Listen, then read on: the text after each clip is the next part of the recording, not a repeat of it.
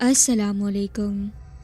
کہتے ہیں کہ جب ہم کسی کے ساتھ برا کریں تو اپنے برے وقت کا بھی انتظار کرنا چاہیے۔ کچھ ایسا ہی ہوا ایک کپل کے ساتھ جنہوں نے اپنی خواہش کے لیے کسی کی زندگی تباہ کر دی، لیکن قسمت نے ان کو بھی برباد کر دیا۔ جمال اور کرن دونوں ڈاکٹرز تھے اور دونوں نے لو میرج کی تھی۔ شادی کو 6 سال گزر چکے تھے ان کے، لیکن ابھی تک ان کی کوئی اولاد نہیں ہوئی تھی۔ انہوں نے بہت جگہ سے علاج کروایا لیکن کوئی اثر نہیں ہوا، یہاں تک کہ اولاد کو لے کر اب جمال اور کرن کے بیچ میں بہت زیادہ لڑائیاں ہونے لگ گئیں۔ ایک دن کرن کو اس کی کام والی نے ایک عامل کا بتایا اور کہا کہ باجی یہ آپ کا معاملہ حل کر سکتا ہے۔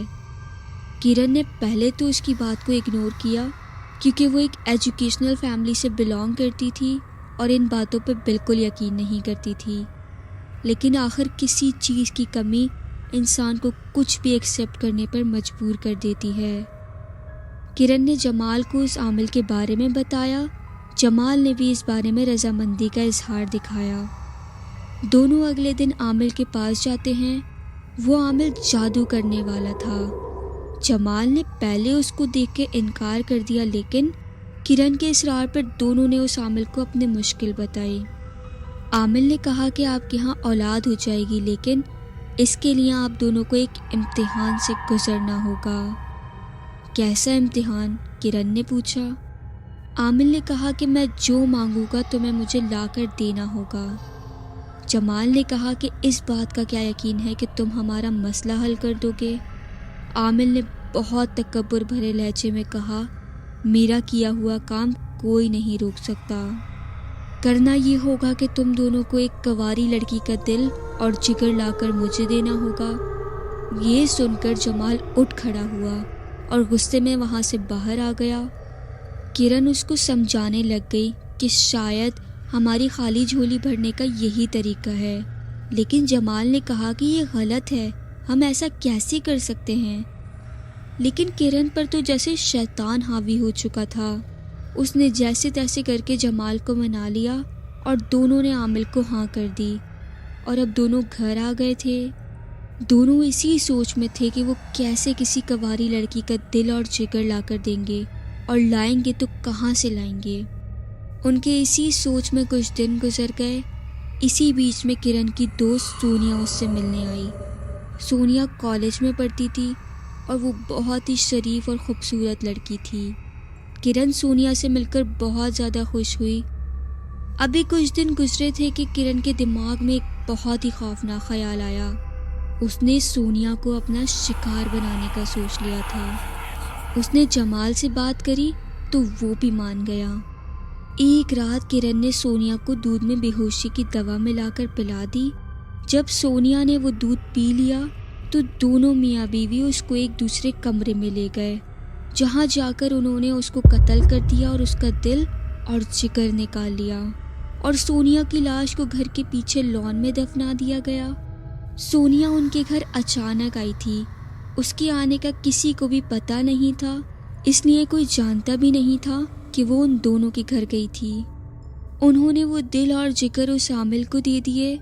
عامل نے اس کے بدلے میں ان کو کچھ تعویذات دیے، جن کو لے کر وہ گھر آ گئے۔ جمال نے کرن سے کہا کہ ہم نے بہت بڑا ظلم کر دیا ہے، جس پہ کرن نے جمال سے کہا کہ جو بھی کچھ کیا ہے ہم نے اپنے بچے کے لیے کیا ہے، کچھ نہیں ہوتا، آپ زیادہ پریشان مت ہوں، ہم سونیا کے ماں باپ کو اچھے پیسے دے دیں گے اس چیز کے بدلے میں۔ جس پہ جمال نے ایک نظر کرن کو دیکھا۔ اب وہ کرن نہیں لگ رہی تھی، وہ ایک شیطانی عورت بن چکی تھی۔ خیر، وقت گزرا اور ان کے ہاں ایک بیٹا ہوا۔ دونوں بہت خوش ہوئے، لیکن کچھ دن کے بعد ان کو محسوس ہوا کہ وہ بچہ نارمل بالکل بھی نہیں ہے۔ وہ دودھ بالکل بھی نہیں پیتا تھا۔ ایک دن کی بات ہے کہ کرن کے ہاتھ پر چوٹ لگی اور وہاں سے زاروں قطار خون نکلنے لگ گیا۔ کرن ابھی کچھ چیز ڈھونڈ ہی رہی تھی کہ وہ خون کو روک سکے، تو اس نے دیکھا کہ جہاں جہاں اس کا خون گرا تھا اس کا بچہ وہاں سے زبان لگا کے وہ خون چاٹ رہا تھا۔ کرن نے اپنی انگلی اس بچے کے سامنے کی تو وہ اس کی انگلی سے بھی خون چوسنے لگ گیا، جس سے وہ کافی زیادہ ڈر گئی۔ اس کے ساتھ ہی ان کے گھر میں بہت عجیب و غریب چیزیں ہونے لگ گئیں۔ ان کے سب نوکر گھر چھوڑ کر چلے گئے تھے۔ ان کا کہنا تھا کہ گھر کے پیچھے والے حصے سے عجیب و غریب خوفناک آوازیں آتی ہیں۔ ایک دن جب وہ دونوں میاں بیوی سو رہے تھے، تب اچانک سے ان کے روم کا دروازہ کھلا اور جیسے کوئی ان کے روم میں اندر آیا ہو۔ جمال نے آنکھ کھول کر دیکھا تو سامنے سونیا کھڑی تھی، لیکن اس کی شکل بہت زیادہ مختلف اور بہت زیادہ ڈراؤنی لگ رہی تھی۔ اس کے دانت بہت زیادہ لمبے اور اس کے منہ سے خون ٹپک رہا تھا۔ جمال چلا کر اٹھ بیٹھا۔ جب اس نے اٹھ کر دیکھا تو وہاں کچھ بھی نہیں تھا۔ وہ بہت پریشان ہو گیا۔ اگلے دن اس نے کرن کو بتایا، جس پر کرن نے اس کو اپنے بیٹے کے بارے میں بتایا کہ اسے خون بہت زیادہ پسند ہے اور کس طرح اس نے کرن کا خون پیا تھا۔ اب ان کے گھر میں سب بہت زیادہ ڈرنے لگ گئے۔ کوئی بھی ان کے گھر نہیں آتا تھا اور ان دونوں کے بیچ بہت زیادہ جھگڑے ہونے لگ گئے تھے کہ بات ہاتھ اٹھانے تک چلی گئی تھی، کیونکہ جمال کو اپنے ظلم کا اب اندازہ ہو گیا تھا۔ ایک رات جب جمال گھر پر نہیں تھا تو کرن نے دیکھا کہ اس کے سامنے ایک بہت بدصورت شکل کی ایک عورت کھڑی ہے، جو کہ اس کو بار بار کہہ رہی ہے مجھے خون چاہیے، میں نے تمہیں اولاد دی ہے، اب مجھے تم خون لا کر دو ورنہ میں یہ سب کچھ تم سے لے لوں گی۔ کرن نے زور زور سے چلانا شروع کر دیا اور بے ہوش ہو گئی۔ جب جمال گھر آیا تو اس نے کرن کو بے ہوش پایا۔ وہ اس کو اٹھا کر روم میں لے گیا تو اس نے دیکھا کہ اس کا بیٹا بہت عجیب انداز میں بہت عجیب آوازیں نکال رہا ہے، جیسے کوئی جانور ہو۔ جمال سے یہ سب برداشت نہیں ہو رہا تھا۔ وہ غصے میں اس عامل کے پاس گیا تو اسے پتا چلا کہ اس عامل کی کچھ دن پہلے موت ہو گئی ہے۔ وہاں کے لوگوں نے جمال کو بتایا کہ کوئی جانور آیا تھا، اس نے عامل کا دل اور جگر کھا لیا اور اسے مار دیا۔ جمال اب سمجھ گیا تھا کہ ان دونوں نے کتنی بڑی غلطی کر دی ہے اور اب بس وہ اپنی باری کا انتظار کر رہا تھا۔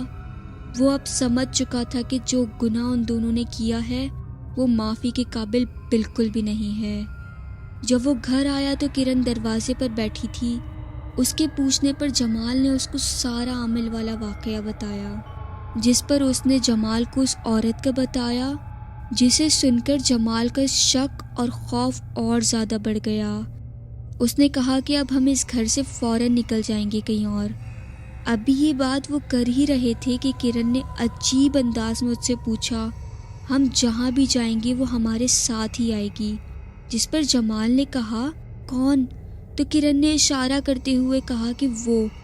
جمال نے جب پلٹ کر دیکھا تو ایک بدصورت شکل میں ایک عورت اس کے سامنے کھڑی تھی اور اس کے منہ سے خون ٹپک رہا تھا، جیسے ابھی اس نے کسی کا خون پیا ہو۔ تو اسے یاد آیا کہ جب وہ اس عامل کے پاس گیا تھا تو اسے وہاں پہ لوگوں نے بتایا تھا کہ اس عامل کی موت بھی خون پینے اور جگر کھانے کی وجہ سے ہوئی تھی۔ ابھی جمال سکتے میں کھڑا یہ سب کچھ سوچ ہی رہا تھا کہ کرن نے جمال کو پیچھے سے چاقو دے مارا، جو کہ جمال کے دل سے ہوتا ہوا باہر آ گیا۔ یہ تم نے کیا کیا؟ جمال نے کپکپاتی ہوئی آواز میں کرن سے پوچھا، جس پہ کرن نے اسے جواب دیا، میں نے کہا تھا نا کہ ہم جہاں بھی جائیں گے وہ آئے گی، اسے خون چاہیے ورنہ وہ میرے بیٹے کو لے جائے گی اپنے ساتھ، اب تمہارے خون سے اس کی بھوک مٹ جائے گی۔ یہ کہہ کر اس نے دوبارہ چاقو کا وار کیا، جو کہ جمال کے جگر پہ لگا، جس سے جمال کی موقع پر ہی موت ہو گئی۔ کرن نے اچانک سے اپنے آپ کو جھٹکا دیا اور اپنے کمرے میں چلی گئی۔ وہاں سے وہ وہی اوزار لے آئی جس سے اس نے سونیا کی قبر کھودی تھی، اور گھر کے پچھلے والے حصے کی طرف چلی گئی جہاں پر ان دونوں نے اس لڑکی کی لاش دفنائی تھی۔ اس نے جمال کی لاش پہ پیٹرول ڈالا، لیکن ہڑبڑی میں وہ پیٹرول اس کے خود کے کپڑوں پر بھی گر گیا تھا، لیکن وہ اپنے ہوش میں ہی کہاں تھی۔ جیسے ہی اس نے ماچس جلا کر جمال کی لاش پر پھینکا، اس کی لاش کے ساتھ کرن کے کپڑوں پر بھی آگ لگ گئی۔ اس نے چیخنا اور چلانا شروع کر دیا۔ اس کی چیخوں سے پورا محلہ گونج اٹھا۔ اسی حالت میں جب اس کی نظر اپنے بیٹے پر پڑی تو وہ سامنے کھڑا عجیب طریقے سے ہنس رہا تھا اور اس کے پیچھے ہی سونیا کھڑی تھی جس کے فیس پر ایک فاتحانہ اسمائل تھی۔ اور کرن کا قصہ بھی جمال کے ساتھ ختم ہو گیا، جس کے بعد اس کے بیٹے کا کسی کو بھی پتہ نہیں چلا کہ وہ کہاں گیا۔ لیکن جب محلے والوں نے پولیس کو بتایا اور پولیس وہاں آئی اور اس گھر کی تلاشی لی تو کرن کی لاش بہت بری طرح جلی ہوئی ملی، اور جمال کی گڑھے میں پڑی ہوئی لاش کے ساتھ جب انہوں نے اور کھدائی کری تو وہاں سے انہیں سونیا کی لاش بھی ملی جس کے جسم کے کچھ حصے غائب تھے۔ اس کے بیٹے کو بہت زیادہ ڈھونڈا گیا لیکن وہ پھر کسی کو نہیں ملا۔ آج بھی لوگ کہتے ہیں کہ ان کے گھر کے باہر سے بہت زیادہ آوازیں آتی ہیں اور ان کے گھر کے اندر آج بھی کہیں نہ کہیں سے خون ملتا ہے۔ یہ واقعہ حقیقت پر مبنی ہے جو کہ ڈیفنس کراچی کے علاقے میں ایک کپل کے ساتھ پیش آیا تھا جنہوں نے اپنی اولاد کی خواہش کے چکر میں شیطانی راستے کو اپنایا۔ جادو ایک لعنت ہے اور ہم اکثر اپنی خواہش کے لیے کسی کی زندگی برباد کر دیتے ہیں لیکن ہم اپنا انجام بھول جاتے ہیں۔ کیسی لگی آپ کو آج کی میری سٹوری؟ کامنٹ سیکشن میں ضرور بتائیے گا۔ اللہ پاک سب کو اپنے حفظ و امان میں رکھے اور ہر بری آفت سے محفوظ رکھے، آمین۔ اللہ حافظ۔